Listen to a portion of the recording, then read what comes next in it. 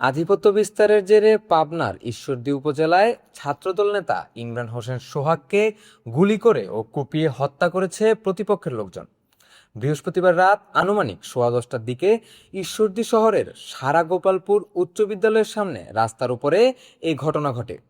নিহত ইমরান ঈশ্বরদী উপজেলার পাকশি ইউনিয়নের বাঘাইল মন্নবিপাড়া গ্রামের এনামুল হকের ছেলে।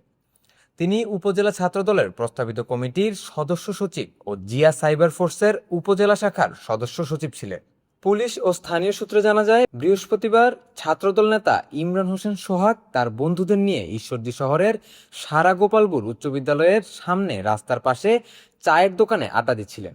এ সময় অভ্যন্তরীণ কোন্দলের জেরে প্রতিপক্ষের সশস্ত্র একটি দল এসে প্রথমে কথা কাটাকাটি ও তর্কে জড়িয়ে পড়ে।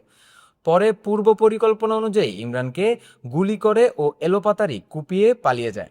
এতে ঘটনাস্থলে ইমরানের মৃত্যু হয়। এ সময় সংঘবদ্ধ গ্রুপটি ঘটনার সময় কয়েক রাউন্ড ফাঁকা গুলি করে ঘটনাস্থল থেকে চলে যায়। খবর পেয়ে ঘটনাস্থলে পুলিশ এসে লাশ উদ্ধার করে।